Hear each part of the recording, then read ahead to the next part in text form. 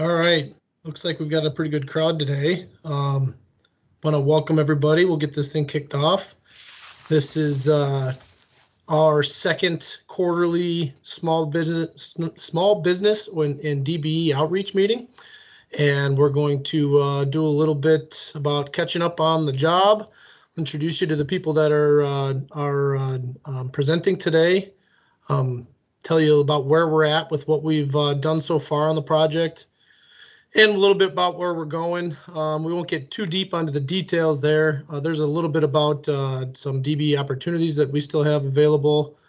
And then we're going to get into today's topic, main topic that we wanted to talk about in our bonding process, and then open it up to anybody that has any questions that come up along the process. Do want to say that the best way to address any questions that you have, the easiest way is to write them into the chat function that's on the application here. It'll pop up as a sidebar if you click on the little show conversation button on the top of the program. So I'm Josh Kistner. I'm the procurement manager, project controls manager here at the North Split project. I'm currently located in Indianapolis at our project office.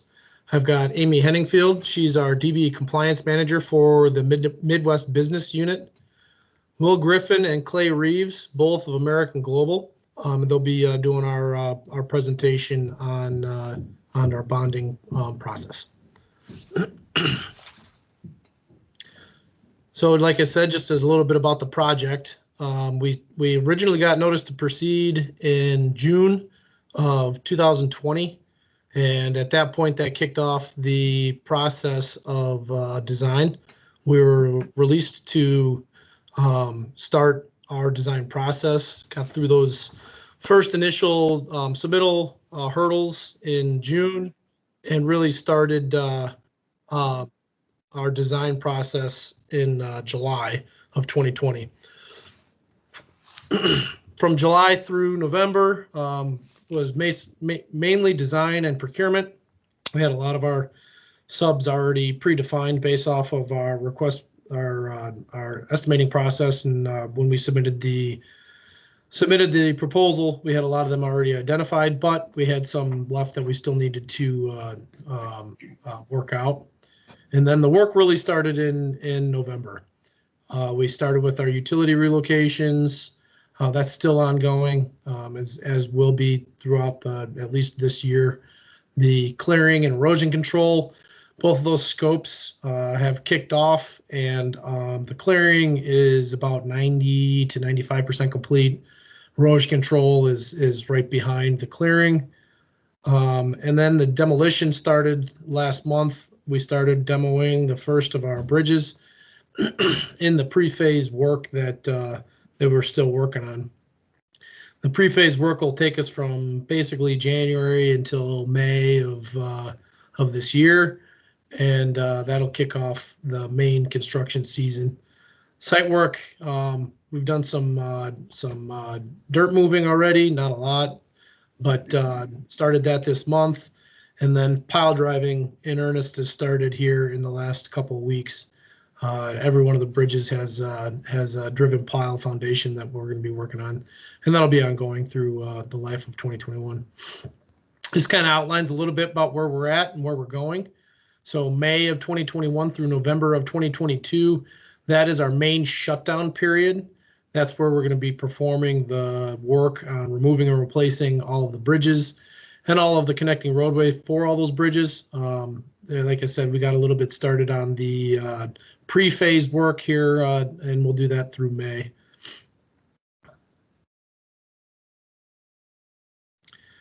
Now a little bit more about the scopes that we had put out. This is fairly up to date. There's a couple of these that we have partial scopes out, and we may be looking for additional scopes.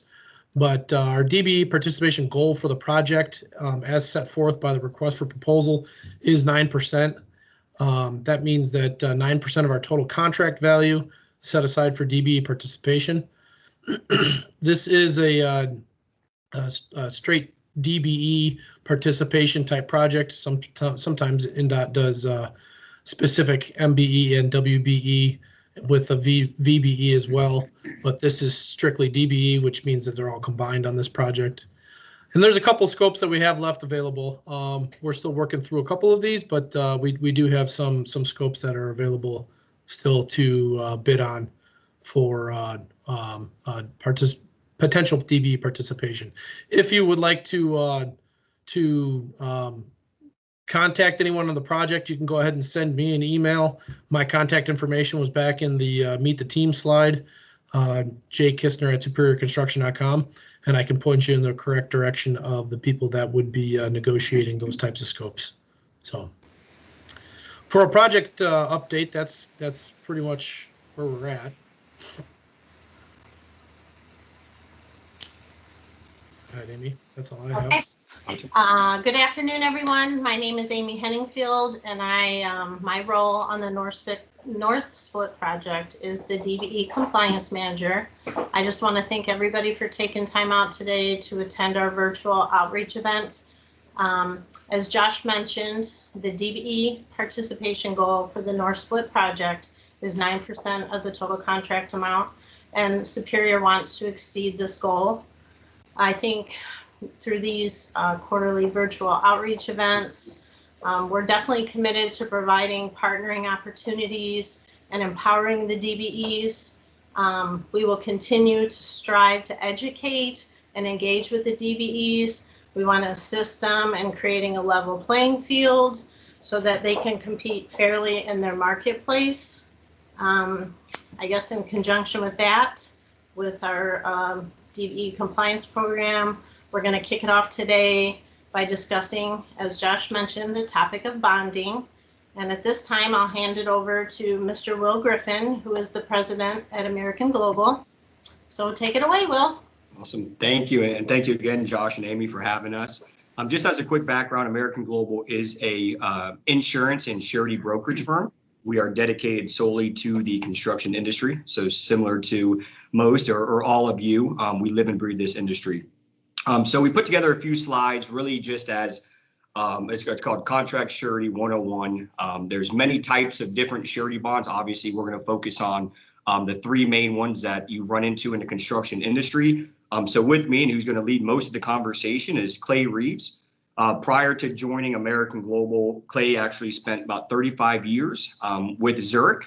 Zurich, who most of you probably have heard of, whether on the insurance or surety side, has always been a heavy player in the surety side.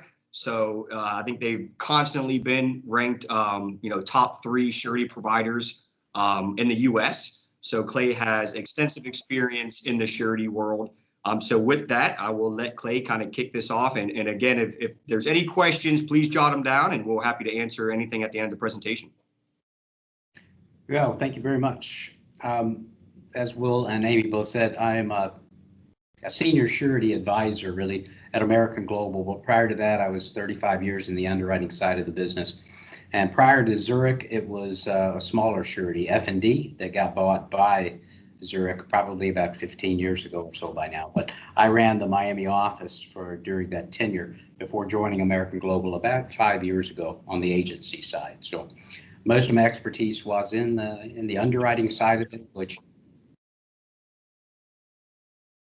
this is, I guess he didn't like the fact that I was Zurich surety. I don't know, but it is a difficult field to try to navigate through if you've never had to go down that path before.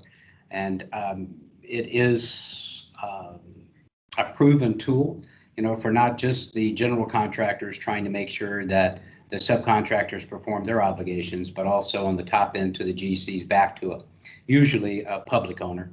It's discretionary on the private side.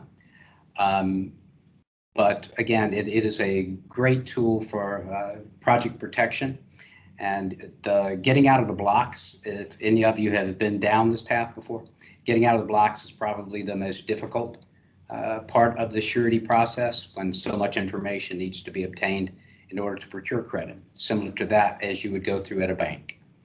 But at any rate, Will, if you want, we can just proceed through the slides and wait way for people that might have some questions.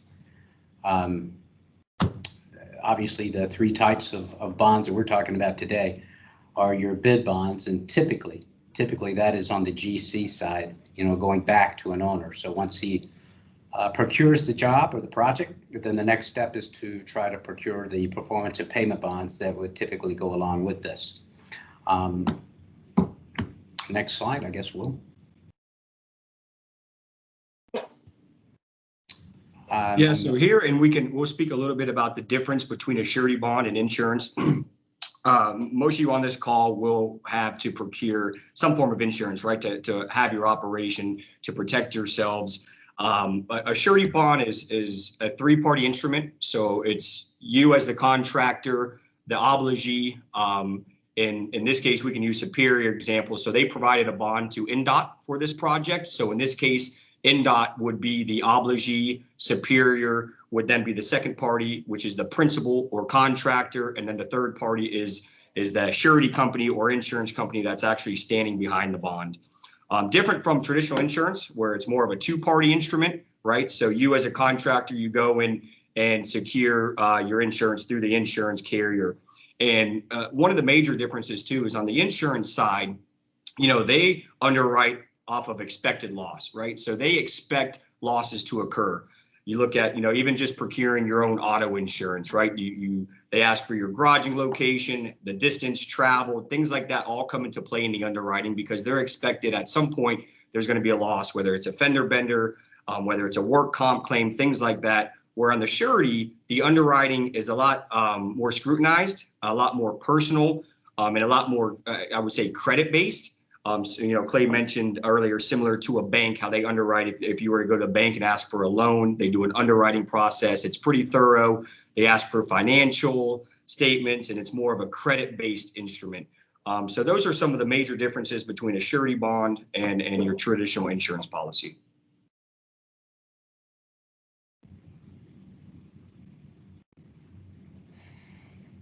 Clay, you want to jump on this? Now this slide, it kind of just talks about the underwriting that goes behind trying to establish surety credit. Yes, it's actually written in a pretty good format as far as I guess you could say priorities. The financial statements tend to be the number one topic that a surety company, is interested in reviewing because again, they are extending credits. They want to make sure that when they do roll the dice, they're rolling it for financially solvent entities. So again, most of that focus will be on your financials and typically, and again, I keep using the word typically, but in most cases, you'll find that they will need to see an independently prepared CPA financial at your year end, typically on a percentage completion basis of accounting. But again, that's for you and your CPA to discuss. So again, going back to that, one of the keys is to make sure you have a good construction-oriented CPA as you go down this pathway to procure bonds. Most of them have gone down this before and they know what surety companies look for.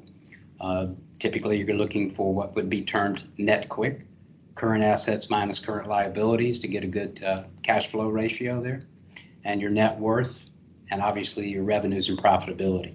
And they'll try to track those over a few years to see how you have done. But that's the main key, is the financials. But along with the other resume data, you'll have all your references, and typically you're not going to put a bad reference, so you're going to be including your best friend's references, projects that you've done of magnitude that might be relative to what you're trying to procure. Banking relationships, same thing. They work back and forth with one another. What you're going to give to a bank, it's going to be typically what you're going to give to a surety company. Your capacity elements, how much have you procured before and been able to effectively prosecute? And your work in process schedule shows you the work that you have underway at the present time and whether or not it's actually profitable or problematic, or are you overextended based on your cash flow? Those are the things that come out of the work in process schedule. Your credit history, obviously you want to keep that as clean as possible. And a business and continuity plan. A lot of times entities have one person in charge that owns 100% of the stock. A surety company may want to know, well, what happens if something does occur with that individual, who's going to run the company? So it's important to have that plan laid out. And then obviously your organization is just going to tell the story of your entity, of your firm, where it's come from, how long it's been in business, the members that are involved, and anything that you can do to enhance the picture that a surety company would be looking at. William? Yep. So, obviously the benefits of a bond, and you talk about, you can break it up into performance, excuse me, the performance and the payment bond. So the performance bond is really it's a three-party guarantee, right? So you're guaranteeing that the performance of the job is going to go as according to plan, as according to the contract. So a surety bond is an attachment to the contract. So you guys, if you guys are a subcontractor to Superior, your surety bond, if you guys were asked to provide one, would mirror exactly what your subcontract says. So it would be 100% of the penal sum of the subcontract. And the reason why Superior, or in this case NDOT, is requiring or asking for a surety bond is for their own protection, right? So it provides the financial security and the construction assurance that the project's going to be completed on time and within budget, and that the subcontractors and vendors are going to get paid again per the contract. Okay, looking at this next slide, purpose of this would really, and again, I have to differentiate between Florida and Indiana, because obviously your statutes are different in both states. But in the state of Florida, you cannot lien a public project. So you're going to have most of this topic would involve private projects, because you can actually take your payment bond and file it when there is a lien and attach it to the actual bond itself, and have the lien transferred to the payment bond. So that's the avoidance of liens. And on the subcontract side, you're probably looking at the same thing. If a supplier would actually file a lien for not being paid, then you try to make sure he gets to be pointed to your payment bond so that he can pursue damages that way, or hopefully it'll settle before it gets to that point. It creates a smooth transition from construction finance. Create a smooth transition from construction financing to permanent financing. Once the bond is actually supplied, then the lenders can lower their ratings as far as the difficulties, and they can go from temporary financing to a permanent package once the performance of payment bonds are in place. Now, the performance of payment bonds will not be issued until the financing can be verified on private projects. Public projects, you tend to hope that the municipality that's requiring the bond does in fact have financing for their project. This also provides support to the contractor. Obviously, you're talking mainly the prime contractor. It gives them support to make sure that the obligations that they've afforded the subcontractors will be performed according to the actual contract terms. And if not, then you exercise the provisions contained within that bond to make sure that everything is okay on your end. And it will also ensure project completion. This gets a little complicated depending on the project itself, whether it gets extended, whether there's change orders, but nonetheless, it does contemplate project completion in accordance with contract terms. And that's pretty much it. Yeah, so oftentimes we get asked, right, what is the cost of a surety bond, especially those just looking to get into a surety program or establish surety credit. These are kind of rough numbers. If you look back at the underwriting requirements, a lot of that comes into play on your rate structure when procuring a surety capacity. Once you have established surety credit, the bid bond, there is no cost for a bid bond. The cost is for the performance and the payment bond. They are one document, so the performance bond and payment bond are in conjunction. And typically, again, this is kind of just a threshold, if you will, but you see anywhere from a 0.5 point to 3% of the contract price is a good tool for measurement for the cost of P&P bonds, performance and payment bonds.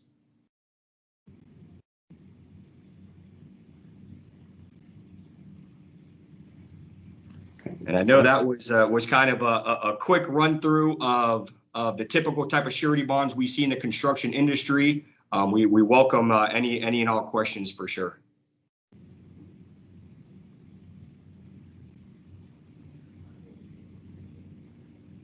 Shy bunch. Yeah.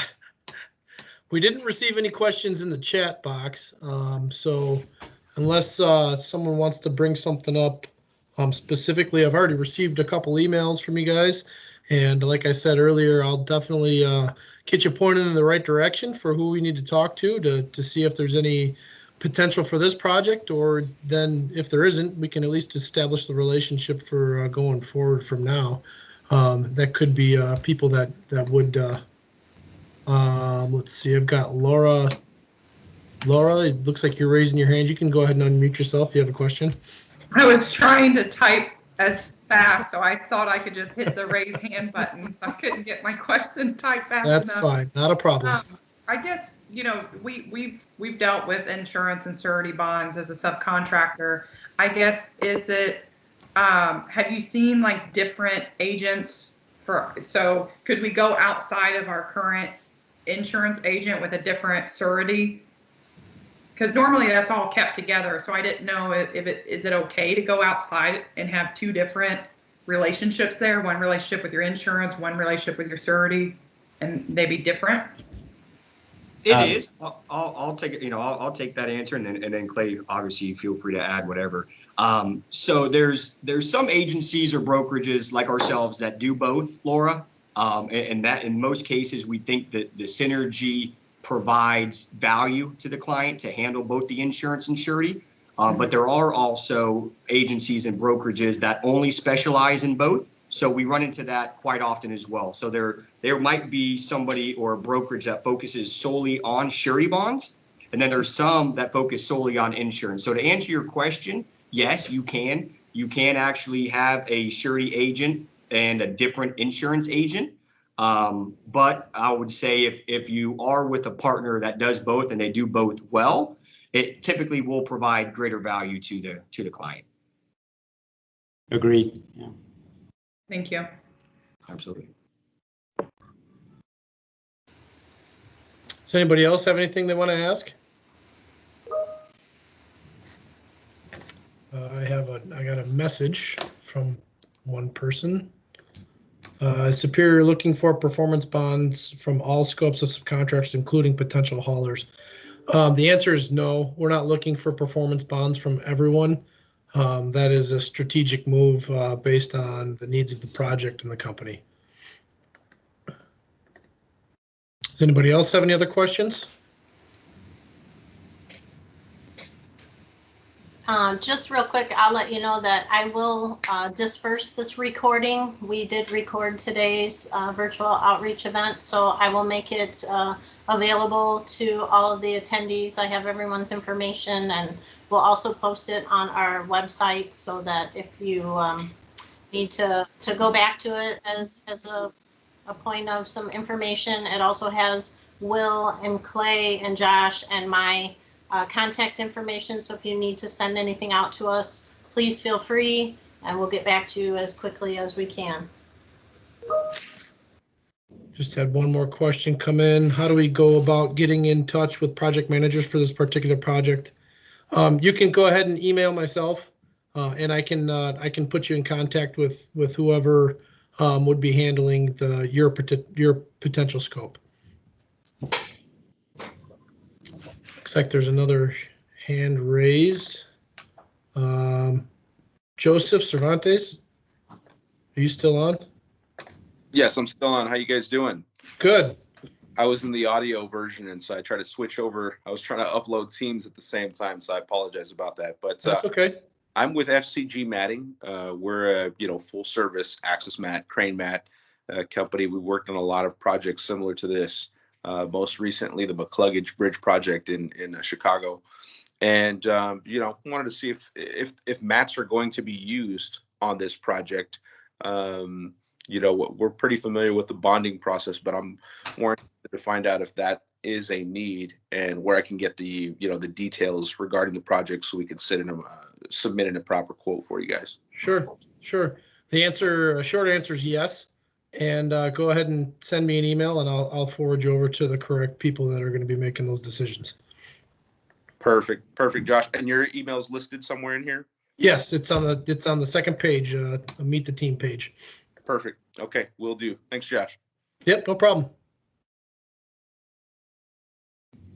Any other questions?